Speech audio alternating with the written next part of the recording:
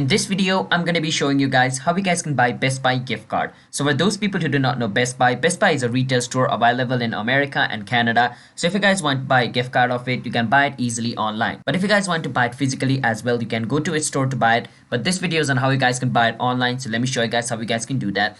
But before that, don't forget to hit that like and subscribe to our YouTube channel one to step so you guys can get notified for our future video.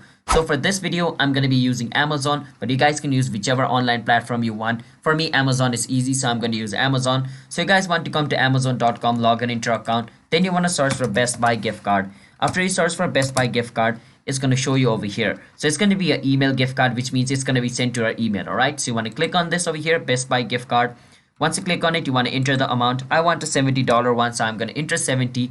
Then I'm going to enter the email to where this, Best Buy gift card is going to be sent. So I want to send it to myself, so I'm going to enter my email over here. Entering the email, I'm going to enter my name over here. Then if you want to enter your, message, you can enter. But if you want to leave it empty, you can leave it empty.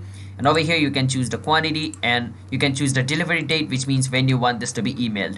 So since I want it to be emailed tomorrow, I'm going to choose tomorrow's date and click on buy now over here.